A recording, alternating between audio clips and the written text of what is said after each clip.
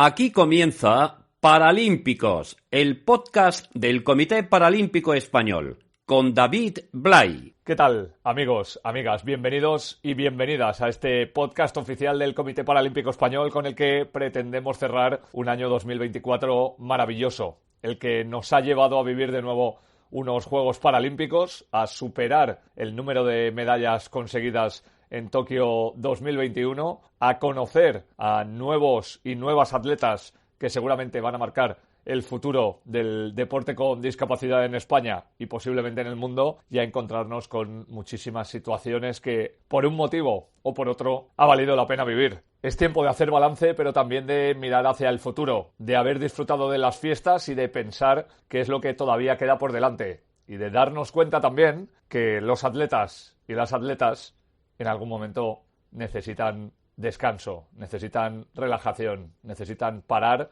aunque 2025 vaya a venir absolutamente cargado de oportunidades de poder volver a ser felices a nivel deportivo y a nivel personal. Ha sido además un mes de diciembre muy especial en el que el presidente del Comité Paralímpico Internacional, Andrew Parsons, ha visitado España y acompañado del nuevo presidente del Comité Paralímpico Español, Alberto Durán, no solo ha estado presente en numerosos lugares y con numerosas personas para ver cuál va a ser el futuro del deporte paralímpico, sino también para conversar sobre todos los aspectos más importantes que tiene la actualidad. Así que, antes de comenzar de manera oficial este podcast del Comité Paralímpico Español, vamos a escuchar un extracto de lo más destacado que tanto Alberto Durán como Andrew Parsons dijeron a lo largo de este mes de diciembre para poner las bases del futuro del paralimpismo. El deporte es un gran instrumento de transformación social y creo que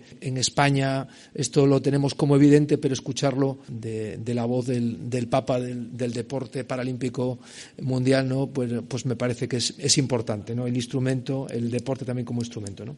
Bueno, lo primero es agradecerle a Andrew la visita. Él tiene muchísimos comités paralímpicos en el mundo y que venga a España pues es un agradecimiento, y engarza muy bien con un elemento de nuestro plan estratégico que es corresponsabilizarnos con el movimiento paralímpico internacional, un reflejo de la importancia social que el deporte paralímpico está tomando, ¿no? Bueno, es un momento muy especial visitar España después de París. Juegos increíbles, fueron los mejores Juegos Paralímpicos de la historia. Por todas las métricas que se puede imaginar, estos Juegos fueron increíbles. Los boletos, 2.5 millones de boletos, más de 4.000 millones de personas, de espectadores alrededor del mundo por los medios de comunicación, más broadcasters desde siempre. Nuestro acuerdo con YouTube permitió por la primera vez que donde no había un broadcaster oficial, que se podía ver los juegos a través de YouTube. O sea, por la primera vez en la historia, virtualmente todo el mundo tuvo acceso a los Juegos Paralímpicos. El legado en Francia, en París, fue increíble. En los medios de transporte se empieza una nueva etapa con el Metro de París, con la ambición de tornarlo accesible en temas de educación, de deporte, de leyes, de muchas cosas. Pero creemos que el impacto de los Juegos no deben permanecer solamente en el país y en la ciudad anfitriona. España quiere ser un socio del Comité Paralímpico Internacional en la promoción del deporte a nivel global, contribuir con el movimiento paralímpico internacional, y eso nosotros recibimos de una manera, claro, muy positiva. Y ayer tuvimos una agenda larga con el alcalde, con la presidenta de la comunidad, el presidente del gobierno. Hablamos de muchas cosas en estas visitas, hablamos del papel del movimiento paralímpico en la sociedad española, hablamos de atraer eventos paralímpicos para España. Yo tomé parte de la comisión de evaluación de los Juegos de 2020, entonces yo visité Madrid hace 11 años y ya en aquel momento Madrid tenía en términos de infraestructura, también en términos de visión, una candidatura muy fuerte. Entonces, que yo quería comunicar a estos entes de gobierno es que con el cambio de proceso, en mi opinión, eso significaba una nueva oportunidad para España. Un comité paralímpico que tiene 80% de su presupuesto del sector privado, tenemos muy pocos en el mundo. Incluso yo invité al Comité Paralímpico Español ayer y a ver si vamos con alguno de estos patrocinadores para que puedan compartir esta experiencia con todos los comités paralímpicos del mundo en nuestra conferencia que se organiza antes de nuestra Asamblea General en septiembre del año que viene en Corea. Y esta relación del Comité Paralímpico Español con la inclusión en la sociedad para mí es algo muy importante, porque eso es algo que el Comité Paralímpico Internacional desde 2017 ha escogido como una de sus prioridades. Entonces, antes siempre estábamos hablando de deporte de alto rendimiento. En nuestro planeamiento estratégico, una de las 3 cosas principales que son nuestros objetivos estratégicos es precisamente la parte de impacto, legado y derechos humanos. Elena no intentó obtener ninguna ventaja, estaba ahí para ayudar a un compañero. Dentro de la Federación Internacional sí está cerrado. Claro, tenemos conciencia de que Elena ha manifestado que puede buscar otros medios legales, que es su derecho. Entonces, que me preocupa más como dirigente deportivo, más que cualquier simbología, es evitar que otros atletas pasen por la misma frustración que Elena.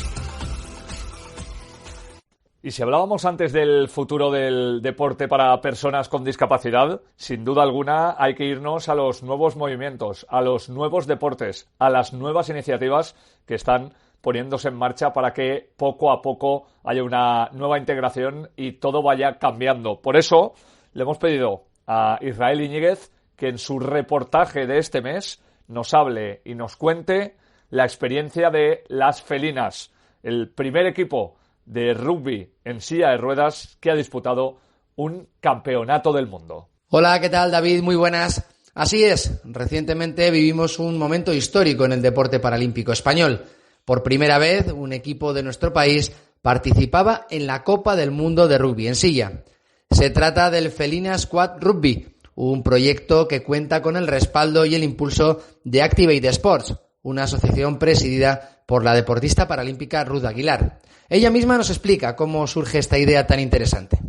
El equipo surge a raíz de una concentración de tecnificación que hubo dentro del programa de Mujer y Deporte de la Real Federación Española y del Consejo Superior de Deporte, en el cual se dieron cita las mujeres que forman parte de equipos mixtos de la Liga Nacional, y a partir de ahí pues ellas pensaron que estaría súper bien pues formar un equipo de rugby femenino, y bueno, pues el proyecto hace 2 años decidieron ponerle el nombre de Felina Squad Rugby.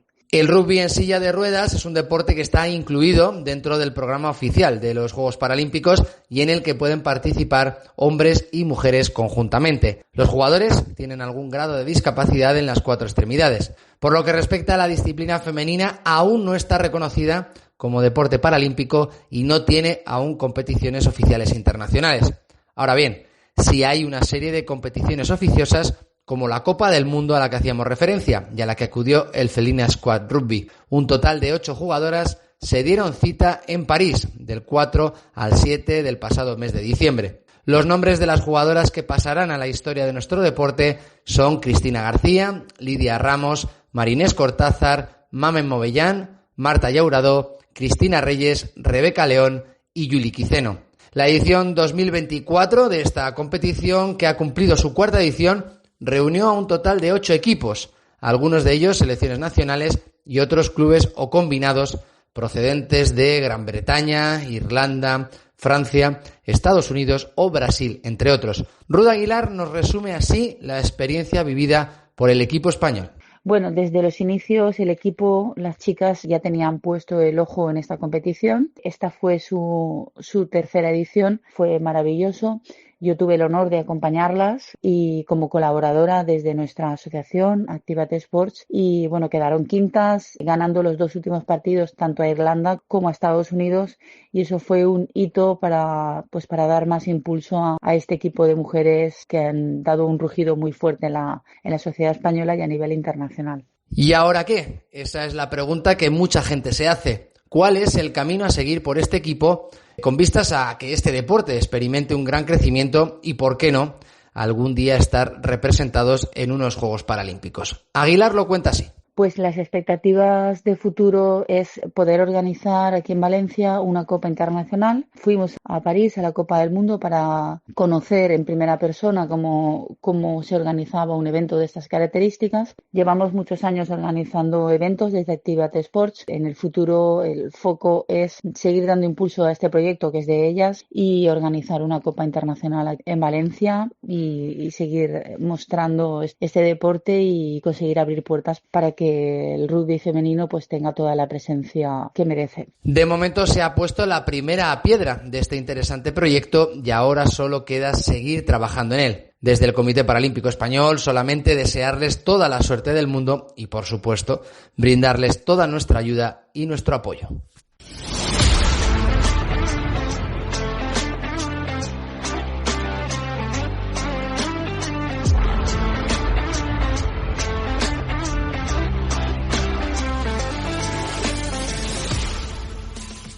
Ya dijo Albert Einstein que el tiempo se contrae y se expande en su teoría de la relatividad. Y esto es lo que vemos a diario con el director de comunicación del Comité Paralímpico Español. Fuera de bromas, Luis Leardi nos trae, como siempre, su minuto paralímpico histórico para que podamos, poco a poco, ir ganando cultura con respecto al deporte con discapacidad. Quizá hoy podamos pensar que los Juegos Paralímpicos siempre se han llamado así desde su creación, pero lo cierto es que, aunque existen desde 1960, la competición no adoptó el nombre de Juegos Paralímpicos hasta la edición de Seúl en 1988. En la que hoy se considera la primera edición, la de Roma en 1960, la denominación que se utilizó fue la de Juegos Internacionales Stoke Mandeville, en referencia a la localidad británica en la que el padre del deporte paralímpico, Sir Ludwig Goodman, organizaba una competición internacional cada año. Así, en los años en los que coincidía con los Juegos Olímpicos, esta competición se trasladaba a otra ciudad del mundo, aunque mantenía su nombre. La denominación fue evolucionando durante las décadas de los 60, 70 y 80, hacia otras tales como Juegos Internacionales para Personas con Discapacidad o Juegos Olímpicos para Personas con Discapacidad. En algunos casos se cambió el nombre hacia unas denominaciones más pintorescas, como es el caso de los Juegos de 1976. Los Juegos Olímpicos se celebraban en Montreal y los de personas con discapacidad se celebrarían en otra ciudad canadiense, Toronto.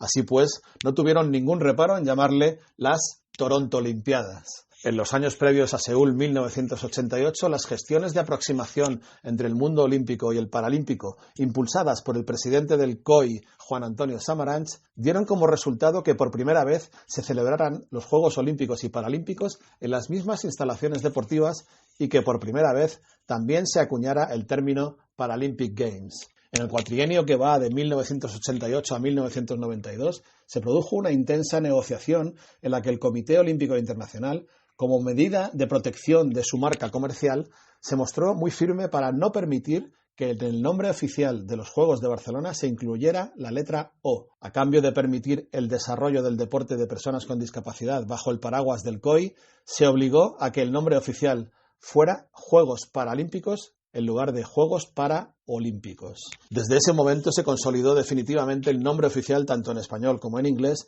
y desde entonces ha permanecido así hasta nuestros días. De hecho, ese mismo año 1992 se fundó el Comité Paralímpico Internacional, como también lo hizo el Comité Paralímpico Español en 1995. En cuanto al término paralímpico, no está del todo claro su origen. Su procedencia más probable es la de yuxtaponer los términos parapléjico y olímpico, dado que fueron las personas con este tipo de discapacidad quienes protagonizaron los inicios de este deporte. No obstante, existe otra explicación que atribuye la etimología a la utilización del prefijo de raíz griega para, con el significado de una competición o un movimiento que discurre de forma paralela al lado de lo olímpico. En cualquier caso, ya en el siglo XXI la palabra paralímpico es la de uso corriente y fue incluida en el diccionario de la Real Academia Española.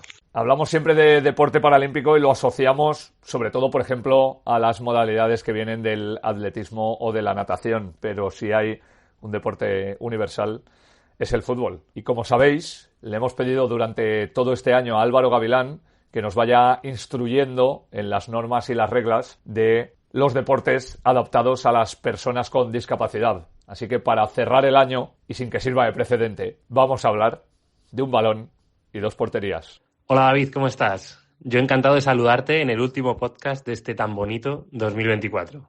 Vamos con ello. Y es que hoy te quiero hablar de la modalidad paralímpica del que es sin duda en España el deporte rey, el deporte más practicado y más seguido por todos, el fútbol. Existen diferentes tipos de fútbol para personas con discapacidad, pero el único que se disputa en los Juegos Paralímpicos es el fútbol 5 o fútbol para ciegos. Este deporte se juega en un campo de césped artificial, con las medidas de una cancha de fútbol sala y unas porterías similares a las del hockey hierba. Además, en los laterales del campo se colocan unas vallas para evitar que el balón salga, por lo que no existe el fuera de banda. Todos los jugadores, salvo el portero, que no debe tener ningún tipo de discapacidad, son ciegos totales, aunque algunos pueden percibir formas, sombras o algún tipo de luz. De modo que para evitar cualquier tipo de ventaja se les colocan parches y gafas totalmente opacas. De esta manera ninguno ve absolutamente nada. Es un deporte que fomenta muchísimo la orientación espacial y muy espectacular de ver. Se lo recomiendo a todo el mundo. Además, en los pasados Juegos de París se disputó en un marco incomparable, en un estadio construido a los pies de la Torre Eiffel. Uno de los momentos más llamativos de ver de este deporte son los penaltis, y es que el jugador coloca el balón en el punto de disparo y un guía con un objeto metálico golpea un palo, luego el otro y luego marca el centro de la portería. De esta manera, el deportista ciego puede saber perfectamente hacia dónde tiene que disparar. En España existe una liga que se disputa cada fin de semana, de modo que invito a todo el mundo a investigar más y a que se acerque a disfrutar de un partido. Y a ti, David, te reto a una tanda de penaltis cuando quieras. Felices fiestas y feliz año. Un abrazo.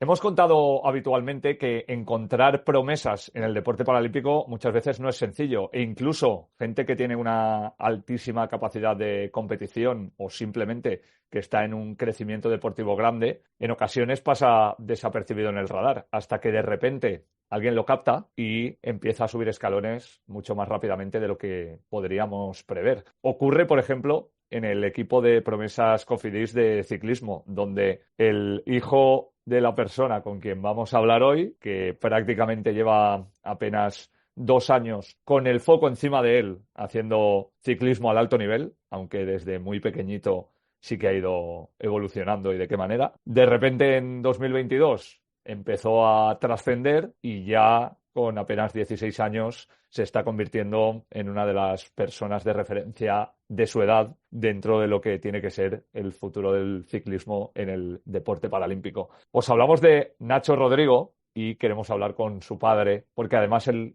creo que tiene bastante culpa de que esto esté ocurriendo.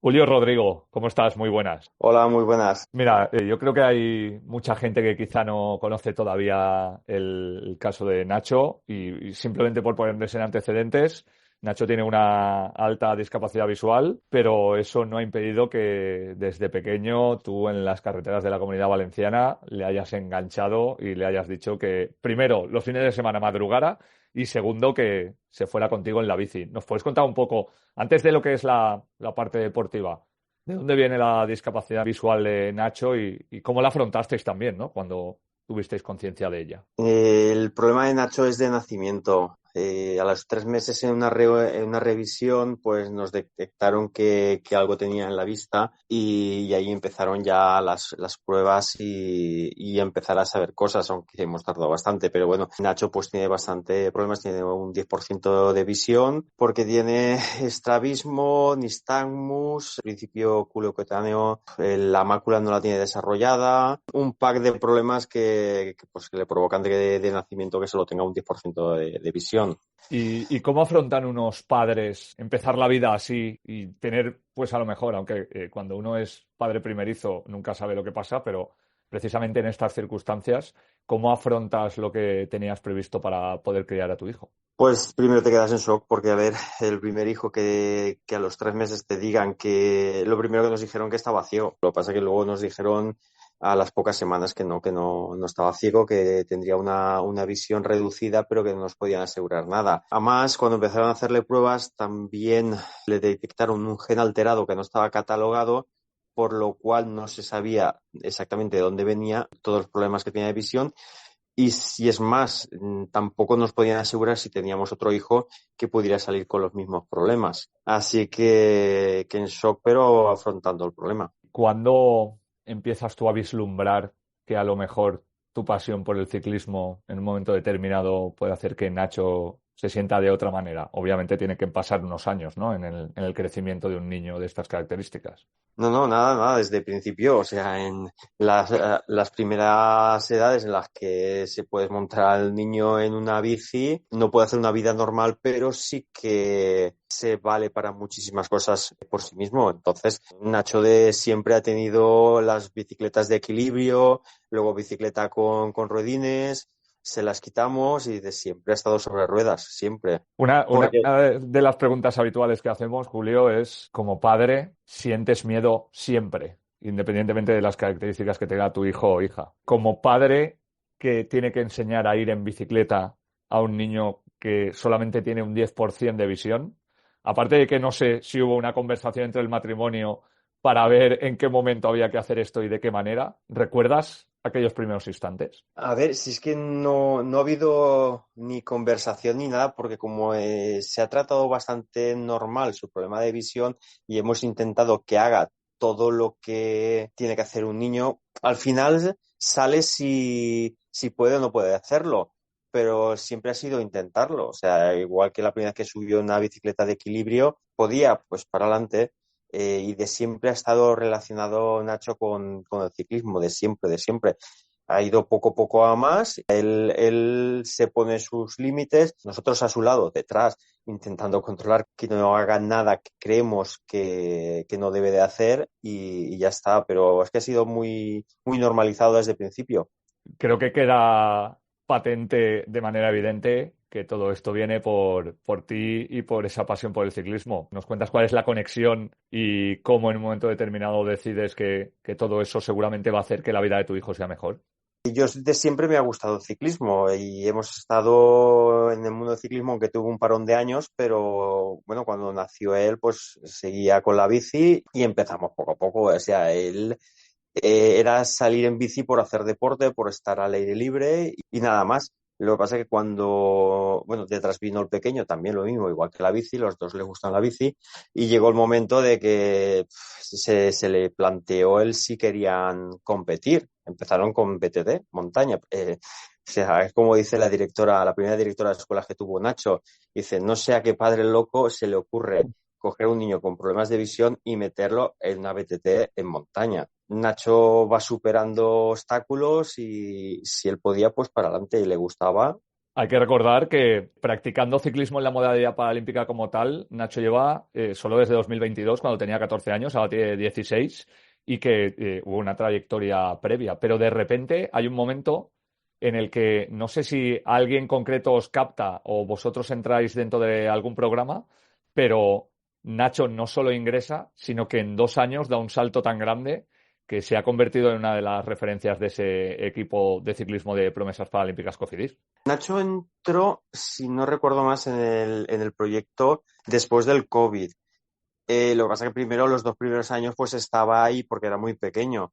Y como bien dices, hace 2 años sí que Begoña ya dijo de que podía empezar a competir y es cuando empezó. Se destapó todo y además. Se destapó todo hasta el punto de que está coleccionando medallas desde entonces y con 16 años, como decíamos, es una de las personas de referencia de esa edad dentro del ciclismo paralímpico, porque sin ir más lejos es campeón de España absoluto en ruta en 2023 y en 2024. Te quiero preguntar ahí, hay una parte de orgullo de padre y de aficionado al ciclismo cuando ves que tu hijo disfruta con la bicicleta simplemente saliendo por las carreteras de Vilamarchant en la Comunitat Valenciana, pero de repente cuando ves que eso le puede haber ayudado a convertirse en algo que puede ser más grande, aunque no fuera lo previsto o lo planeado, no sé cuál es la sensación que os invadió a toda la familia. La sensación de una felicidad enorme. A ver, ver que a Nacho le apasiona el ciclismo, que le gusta muchísimo, encima empieza a competir y empieza haciendo podios, ganando, y como bien has dicho, es varias veces ya campeón de España, tanto escolar como absoluto, pues mucho orgullo y mucha felicidad. Con los pies en el suelo, en la tierra, como se dice, pero vamos, que mucha felicidad por parte de todos. ¿Y cómo es un día a día? Nos decías que Nacho también ha aprendido a hacer muchas cosas por su cuenta. ¿Cómo es el día a día de un chico con una alta discapacidad visual de 16 años que tiene que seguir estudiando, pero que también está entrenando, podríamos decir, ya casi en el alto nivel? Compagina los estudios como es normal y como debe de hacer con el entrenamiento. Él se levanta, se va al instituto, está en Vilamarchant, en el mismo pueblo. Entonces llega a casa a comer y si es invierno como ahora, pues a entrenar y después a seguir estudiando. ¿Que es verano? Hace calor, pues al revés. Primero comer, hacer deber, estudiar y luego entrenar y sin parar. Te hago un par de preguntas, Julio, para concluir. La primera es también cómo incide en la familia esta circunstancia, porque una cosa es salir los fines de semana padre-hijo o padre-hijos y otra cosa es estar ya hablando de un deportista que puede mirar hacia la élite. ¿Qué marcha habitual supone esto, que me imagino que es arreglar bicicletas, ir de un sitio a otro, ayudarle a entrenarse, ir a competiciones? ¿Cómo lo estáis compaginando ya en este nivel donde está dando el salto? Sin querer, pues es el motor de la vida y rodea todo el ciclismo, porque si hay que apoyarle y hay que estar con él, la vida ya casi se enfoca a eso. Nacho tiene que entrenar, no puede entrenar solo, pues hay que ir a entrenar con él. Nacho tiene que ir a competir, pues con él. Como te he comentado, su hermano pequeño también compite, pues al final es Nacho más su hermano. Ciclismo, ciclismo, ciclismo y ciclismo. La última pregunta que te quiero hacer, al final, yo no sé si para un padre que tuvo ese shock y luego se ha dado cuenta de que su afición va a mejorar enormemente la vida de su hijo, es algo que se puede pensar ahora, pero esta es la realidad. En 2 años ha tenido un crecimiento grande, está dentro del equipo de promesas paralímpicas de Cofidis y en 3 años hay unos Juegos. Yo no sé si este es un tema tabú o se ha hablado ya en algún momento dentro del equipo y de la familia. Como siempre se dice, hay que ir poco a poco y viendo acontecimientos. Por ahí hay mucha gente que ya está diciendo, claro, como ha sido el salto, como bien has dicho, un salto tan grande en poco tiempo, pues había gente que ya estaba diciendo que este año ya iba a París, pero digo, si es que es un niño que tenía 15 años en ese momento, digo que no quiero ni oír hablar de eso. Para las siguientes, de aquí 3 años, pues no quiero pensarlo. Hay que ver cómo van estos 3 años y qué es lo que va pasando, que siga entrenando, que siga preparándose, que siga esforzándose y ya se verá. Pues vamos a apuntar este nombre para todas las personas que sean aficionadas no solo al deporte del ciclismo, sino también al deporte de personas con discapacidad y a todos los equipos paralímpicos que muchos de los sponsors de este comité están ayudando a crear para que niños y niñas, como es el caso de Nacho Rodrigo, tengan la oportunidad de tener una vida incluso mejor que la que ya tenían porque sus padres y sus madres consiguieron normalizar una situación de discapacidad desde el principio. Julio, muchísimas gracias. Enhorabuena por cómo están transcurriendo las circunstancias vitales y ojalá que aunque haya que ir paso a paso y mirando hacia adelante, pues me imagino que esa esperanza de poder estar en unos Juegos se pueda materializar. Mucho ánimo y a no dejar de entrenar, que me imagino que es vuestro día a día, pase lo que pase. Muchas gracias a ti también.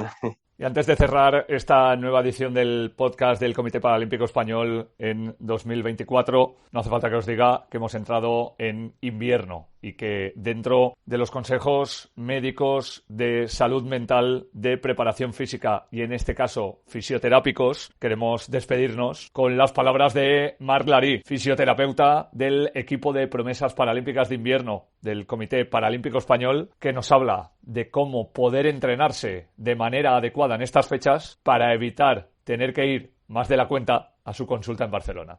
Practicar deporte en invierno, cuando las temperaturas son muy bajas, puede ser todo un reto para cualquier persona, y especialmente para los deportistas con discapacidad. Si tenemos en cuenta una serie de precauciones, podremos disfrutar plenamente de la actividad física en el exterior y en plena naturaleza. El primer paso es elegir una ropa adecuada para la actividad física que vamos a realizar. Es recomendable usar ropa térmica de calidad en varias capas. Una base que absorba el sudor, una intermedia para mantener el calor corporal y una capa externa impermeable. Es importante proteger también las extremidades con elementos esenciales como guantes, calcetines térmicos, gorro o incluso un casco. Si se utiliza una silla de ruedas, una manta térmica o un cobertor pueden ser muy útiles. El frío y la fatiga pueden hacer que los músculos estén más rígidos de lo habitual, aumentando así el riesgo de lesiones. Por ello, antes de empezar, dedicamos siempre 10 o incluso 15 minutos a realizar un buen calentamiento. Con el calentamiento es importante aumentar la temperatura corporal, la frecuencia cardíaca, la frecuencia respiratoria y todo ello lo conseguimos a través de un ejercicio aeróbico suave. Del mismo modo, también preparamos los músculos y las articulaciones para la actividad que vamos a realizar a través de unos ejercicios de activación muscular y unos ejercicios de movilidad articular. Al terminar, hacemos una vuelta a la calma, suave, reduciendo poco a poco el nivel de intensidad. El terreno es otro aspecto a tener en cuenta. Es clave estudiar previamente las superficies y asegurarse de que estén en óptimas condiciones para evitar riesgo de accidentes o de caídas. Además, hay que revisar que el equipo que vamos a usar esté adaptado al clima y a las características del terreno. Es fácil olvidarse de beber agua en invierno, pero el cuerpo sigue perdiendo líquidos. Por ello, es vital mantenerse bien hidratado. En este sentido, aconsejamos llevar siempre una botella de agua o incluso bebidas calientes como té dentro de un termo. No olvidarse tampoco de tomar algún alimento energético rico en calorías si la actividad es prolongada para mantener así el nivel de energía. Por último, prestar especial atención a los signos de frío extremo o hipotermia. Ejemplos serían piel pálida y fría, temblores, dificultad para realizar y coordinar ciertos movimientos, entumecimiento en manos y pies, de modo que ante cualquiera de estos síntomas deberíamos de consultar con un profesional sanitario. Si el clima es muy adverso o el terreno no es practicable, podríamos incluso optar por entrenar en el interior para evitar riesgo de accidentes o riesgo de hipotermia. El invierno no tiene por qué ser un límite. Con las precauciones adecuadas se puede disfrutar de la práctica deportiva en el aire libre y en plena naturaleza. Nos marchamos después de un año intenso en el que hemos tenido la inmensa fortuna de poder contar desde dentro los Juegos Paralímpicos de París, que han sido emocionantes y exitosos, en el que después de varias décadas ha habido un cambio en la presidencia del Comité Paralímpico Español y en el que el deporte de personas con discapacidad mira al futuro con muchísima esperanza y un crecimiento extraordinario. Esperamos que hasta ahora hayáis disfrutado de las fiestas. Ojalá que las que quedan también sean igual de especiales. Y nos escuchamos en menos de un mes para saber cómo comienza 2025 para todos los atletas y las atletas que van a ser protagonistas, no solo este año, sino durante el resto del tiempo que queda, hasta Los Ángeles 2028.